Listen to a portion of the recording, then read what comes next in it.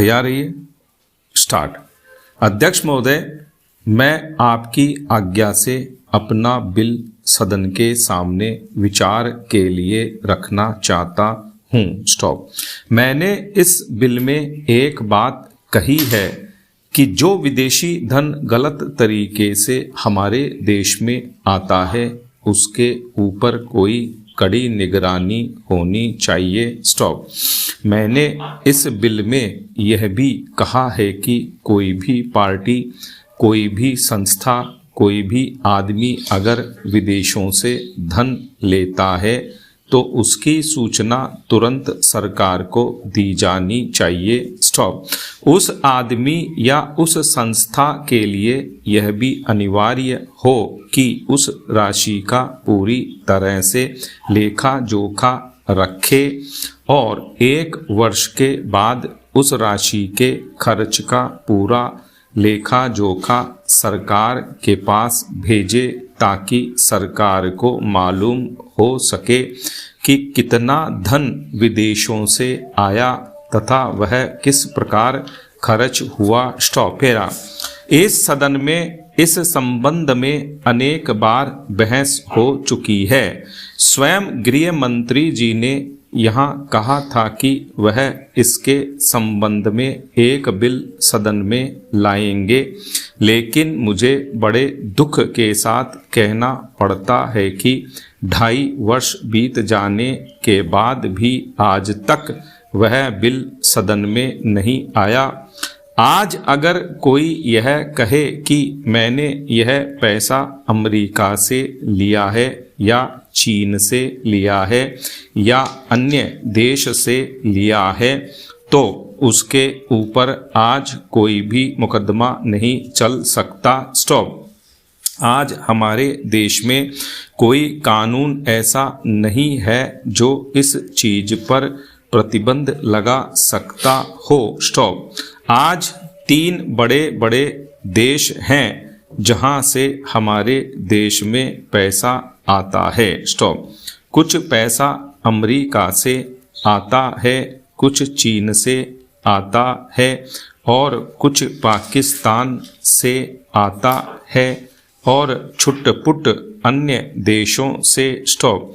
इस प्रकार का धन हमारे देश में कितना फैला है, अगर इसकी ओर आप ध्यान देंगे तो एक चिंताजनक स्थिति आपके सामने आकर खड़ी हो जाएगी। स्टॉप। अगर इसी तरह से चलता रहा तो हो सकता है कि एक दिन हमारे देश की सुरक्षा, प्रजातंत्र की सुरक्षा खतरे में पड़ जाएगी। स्टॉपेरा। विदेशी सेना हमारे देश पर आक्रमण न कर सके, इस बात की चिंता तो हमारी सरकार करती है, लेकिन विदेशी धन की कोई चिंता यह सरकार नहीं कर रही है। स्टॉप। आज चाहे राजनीतिक क्षेत्र हो, सामाजिक क्षेत्र हो, शिक्षा का क्षेत्र हो, चारों तरफ विदेशी धन के जरिए बाहर के लोग हमारा गला घोंटने के लिए तैयार बैठे हैं। स्टॉप। आप बड़े बड़े शहरों में जाएं तो पता चलेगा। स्टॉप। फेरा। अध्यक्ष महोदय, पैसा देकर लोगों को जासूस बनाया जा रहा है। सीमा क्षेत्र में जाएं या पिछड़े क्षेत्रों में जाएं, चारों तरफ विदेशी पैसे के बल पर हमारे देश के साथ खिलवाड़ हो रहा है। स्टॉप। इतना ही नहीं, विश्वविद्यालयों में जाएं तो वहाँ भी यही खेल खेला जा रहा है। स्टॉप। गिरजा घरों में, मंदिरों में, मस्जिदों में विदेशी पैसे के बल पर अपना प्रभाव जमाने की कोशिश हो रही है। स्टॉप।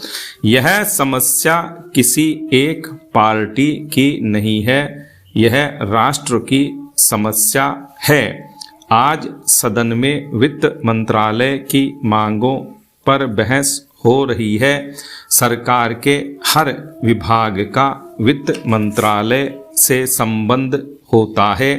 देश में जो प्रगति हुई है और हो रही है उसकी काफ़ी चर्चा हुई है। जो प्रगति हुई है वह चारों ओर दिखाई पड़ रही है। कम से कम रेल विभाग में तो काफ़ी प्रगति दिखाई पड़ रही है। रेलों में अब भीड़ कम होती है। बिजली का भी काफ़ी विकास हुआ है। लेकिन देहातों की तरफ हमारा जो दृष्टिकोण है उसको देखकर कुछ कष्ट होता है। अभी जो जनगणना हुई है उसको देखने से मालूम होता है कि शहरों की जनसंख्या अधिक बढ़ी है। आज देहातों से लोग शहरों की तरफ आ रहे हैं।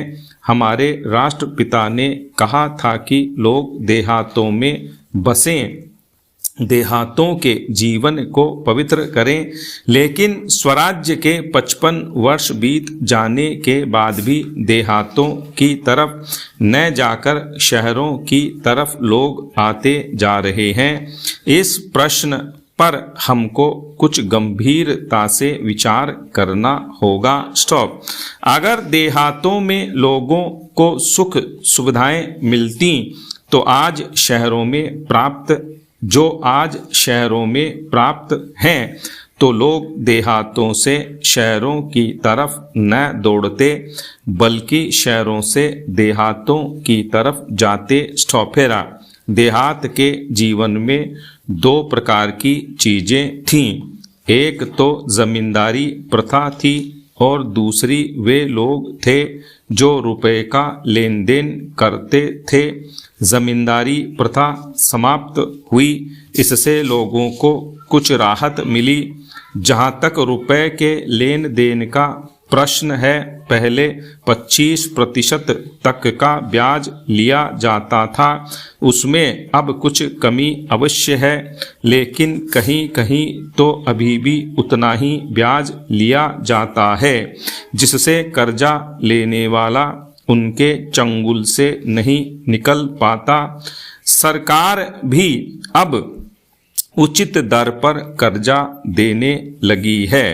इस वजह से कहीं कहीं पर साहूकारों के ब्याज की दर में कमी आई है। स्टॉप।